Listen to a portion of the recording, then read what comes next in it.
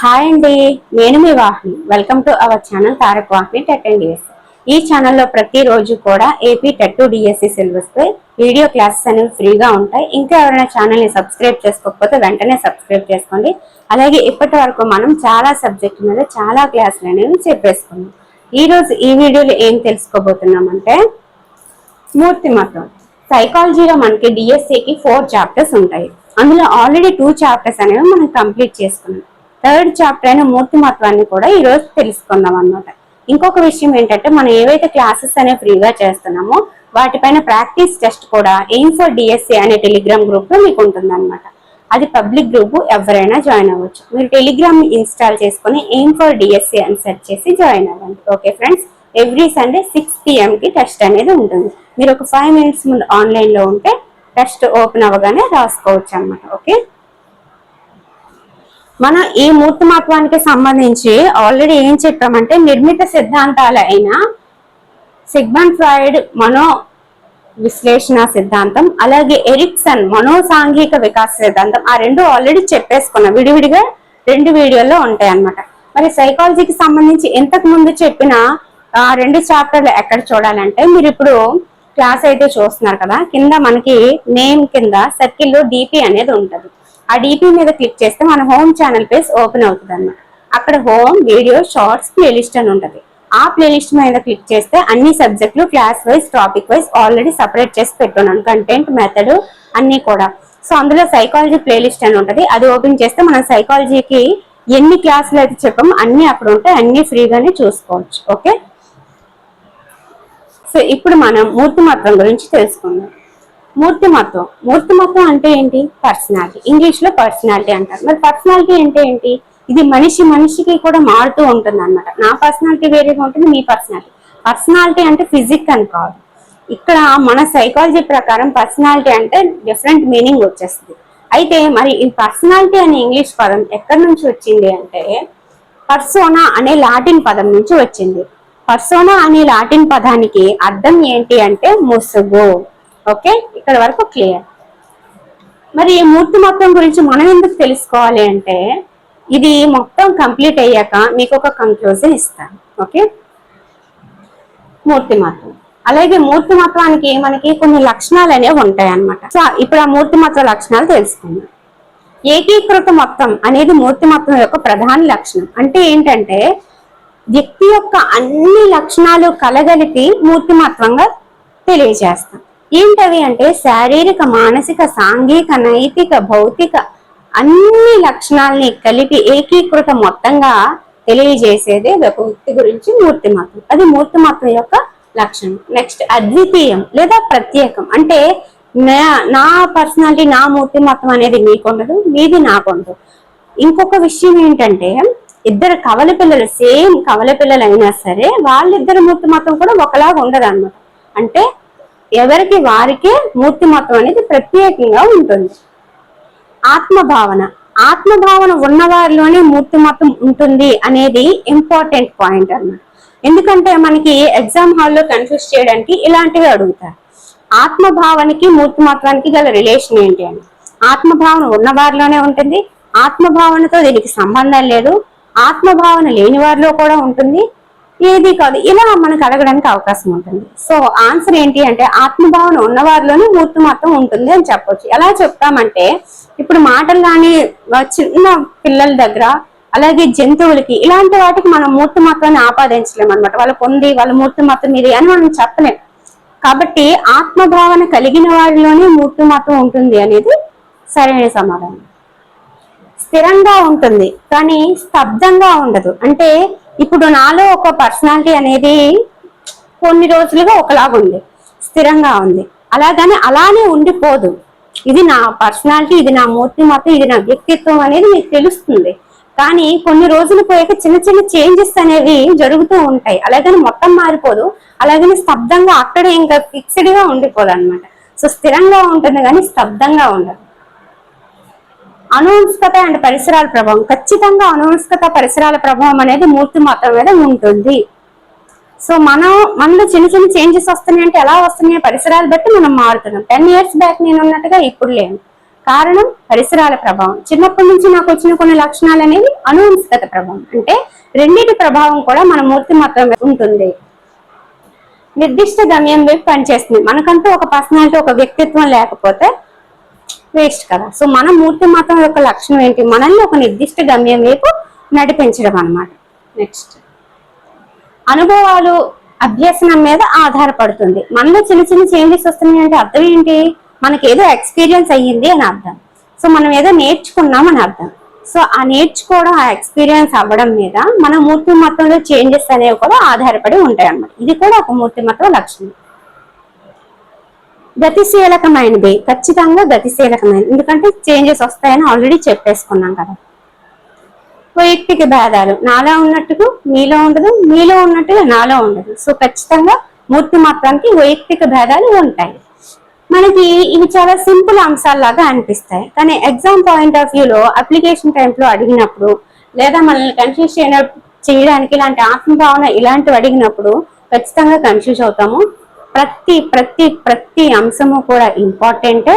ప్రతి అరమార్పు కూడా మన లైఫ్ ని మార్చేస్తుంది. సో ప్రతిదీ కూడా క్లియర్ గా తెలుసుకోవాలి. ఓకే, నెక్స్ట్ మూర్తిమత్వం మూలకాలు. మూర్తిమత్వం మూలకాలని ఎవరు తెలియజేశారు అంటే శాండీ ఫోర్డ్ అండి. ఏంటి మూర్తిమత్వం మూలకాలు అంటే వాటి ఆధారంగా మనము మూర్తిమత్వాన్ని తెలియజేసుకోవచ్చు అన్నమాట. సో ఆ మూలకాలు ఇన్ని రకాలుగా ఉంటాయి. మరి ఒక్కొక్క దాంట్లో ఏమేమి ఆధారంగా మనం తెలుసుకోవచ్చు అనేది ఇప్పుడు చూద్దాం. ఫస్ట్ది శారీరక లక్షణాలు. అంటే మనిషి యొక్క జుట్టు యొక్క రంగు, చర్మం యొక్క రంగు, ఇలాంటి వాటి బట్టి మనము తెలుసుకోవచ్చు. నెక్స్ట్ శరీర నిర్మాణ లక్షణాలు. అంటే మన లోపల ఉండే రక్త వర్గాలు కావచ్చు, మన శరీరంలో ఉండే ఖనిజ మూలకాలు కావచ్చు, రక్తపీడనం కావచ్చు, ఇవన్నీ కూడా మనము శరీర నిర్మాణ లక్షణాల కింద తెలియజేస్తాం. మరి ఇవి అవసరమా అంటే ఖచ్చితంగా అవసరమే. క్రింది వాటిలో మూర్తిమత్వం మూలకాల్లోని శరీర నిర్మాణ లక్షణం ఏంటి అని అడుగుతారు. అప్పుడు ఏం చెప్తారు? చర్మం రంగు అని చెప్తారా, జుట్టు రంగు అని చెప్తారా, ప్రజ్ఞ అని చెప్తారా, లేకపోతే రాయడం గీయడం అని చెప్తారా, అనుష్కంగా వచ్చి పరిసరాల ద్వారా అభివృద్ధి చెందడం అని చెప్తారా, లేకపోతే రక్త వర్గాలు అని చెప్తారా? ఈ అంశాలు అనేవి తెలియకపోతే ఆ క్వశ్చన్ కి మీరు ఆన్సర్ చేయగలరా అంటే ప్రతిదీ ఇంపార్టెంటే. నెక్స్ట్ బౌద్ధిక సామర్థ్యాలు. అంటే ప్రజ్ఞ, మైండ్ కి సంబంధించిన ఆలోచనలు, ఇవన్నీ కూడా బౌద్ధిక సామర్థ్యాల కిందకి వస్తాయి అన్నమాట. నెక్స్ట్ సహజ సామర్థ్యాలు. సహజ సామర్థ్యాలు అంటే ఏంటి? మనకి పుట్టుకతో వచ్చి మన శిక్షణ ద్వారా ఇంప్రూవ్ అవ్వడం అన్నమాట. ఇప్పుడు టీచింగ్ లో ఉన్న నా ప్యాషన్ అంటే నేను చెప్పగలుగుతున్నానంటే అర్థం ఏంటి? అనునిశ్చితంగా నాకు ఎంతో కొంత వచ్చి నేను శిక్షణ ద్వారా అభివృద్ధి చెందాను అన్నమాట. మీకు చెప్పగా నేను ఇంకా ఇంప్రూవ్ అవుతున్నాను అన్నమాట. అలవాట్లు అనేవి ఏంటి? మనం కోల్ తెచ్చుకునేవన్నమాట అలవాట్లు అంటే. సో అలవాట్ల ద్వారా కూడా ఎవరి పర్సనాలిటీ ఏంటి అనేది మనం తెలుసుకోవడానికి అవకాశం ఉంటుంది. ఇప్పుడు కొంతమందికి గోల్డ్ కొనుక్కోవడం అలవాటు, కొంతమందికి ఏదైనా చెప్పినప్పుడు వినకపోవడం అలవాటు, ఇలాంటి చాలా అలవాట్లు ఉంటాయి. అవన్నీ కూడా ఆర్జిత ప్రతిస్పందనలు, అంటే మనం ఆర్జించి తెచ్చుకునేవన్నమాట. సో వాటి ఆధారంగా కూడా మనం తెలుసుకోవచ్చని శాండీ ఫోర్డ్ గారు మూర్తిమత్వం మూలకంలో పెట్టారు. నెక్స్ట్ కౌశలాలు అంటే ఏంటి? ఒక పనిని పర్ఫెక్ట్ గా చేయగలగడం అన్నమాట. సో మనకి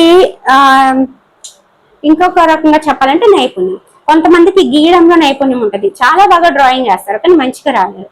కొంతమందికి రాయడంలో నైపుణ్యం ఉంటుంది, కొంతమందికి చెప్పడంలో నైపుణ్యం. ఇలా ఎవరికి వాళ్ళకి సపరేట్ కౌశలాలు అనేవి ఉంటాయన్నమాట. నెక్స్ట్ లక్షణాంశాలు అంటే ప్రతి ఒక్కరికి కూడా ఒక ప్రత్యేక ప్రవర్తన ఉంటుంది. అందరం మనుషులమే, అందరం చేతితోనే తింటాం, అందరం మైండ్ తోనే ఆలోచిస్తాం, ఇలాంటివి కాదు. ప్రత్యేకంగా వాళ్ళకు ఒక లక్షణం ఉంటుంది. అదేంటంటే కొందరిలో కోపం చాలా ఎక్కువగా ఉంటుంది. అంటే ఊరికి ఎక్కువ కోపం వచ్చేస్తూ ఉంటారు అనమాట.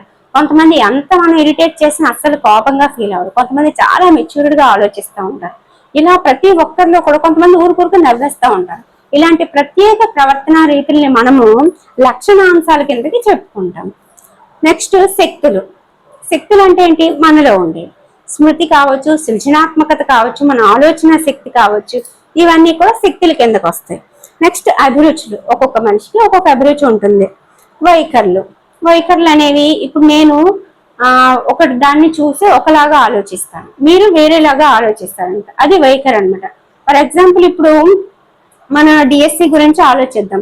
లాస్ట్ టైం ఎలాగో చెప్పారు కాబట్టి ఇప్పుడు కూడా ఉంటదిలే, మంచిగానే ఉంటది అని ఆలోచించడం ఒక వైఖరి. ఏముంటది, ఏదో ఇలా నడిపేస్తారు, నెక్స్ట్ ఇయర్ ఉంటది, ఇది ఒక వైఖరి. ఇలా ఎవరి వైఖరి వాళ్ళకు ఉంటది అనమాట. సో ఇది ఏంటంటే మూర్తిమత్వ మూలకాలు. ఎవరు చెప్పారంటే శాండిఫోర్డ్. ఓకే, నెక్స్ట్ మనకి మూర్తిమత్వ సిద్ధాంతాలు అనేవి ముఖ్యంగా 3 రకాలుగా ఉంటాయి.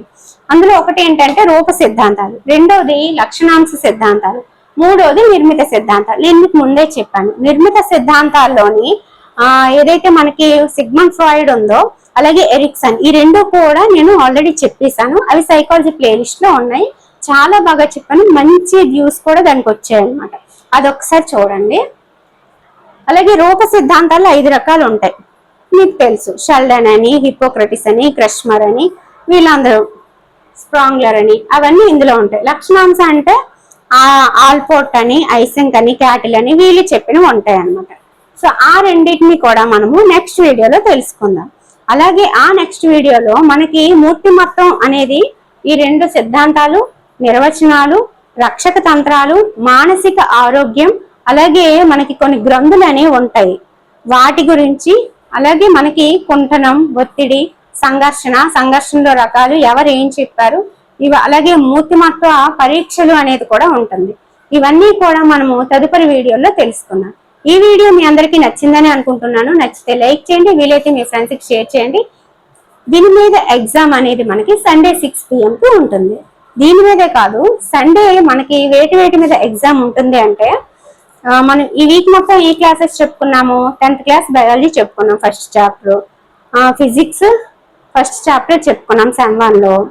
తర్వాత మ్యాథ్స్ మెథడ్ చెప్పుకున్నాం, ఉద్దేశాలు, గమ్యాలు, లక్ష్యాలు, స్పెసిఫికల్ 104 బిట్స్ అనేవి మీకు చెప్పాను. తర్వాత సైకాలజీకి సంబంధించి మూర్తిమత్వం చాప్టర్ అనేది స్టార్ట్ చేసుకున్నాము.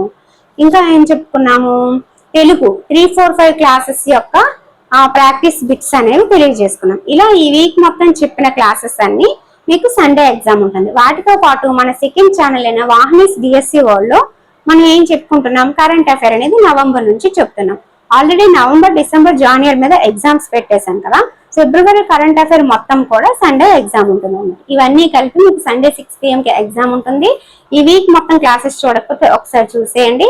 అలాగే వాహనీస్ డిఎస్సి వాళ్ళు ఫిబ్రవరి కరెంట్ అఫైర్ మొత్తం కూడా ఒకే వీడియోలో చెప్పడం జరిగింది, అది కూడా చూసేయండి. Okay friends, thank you.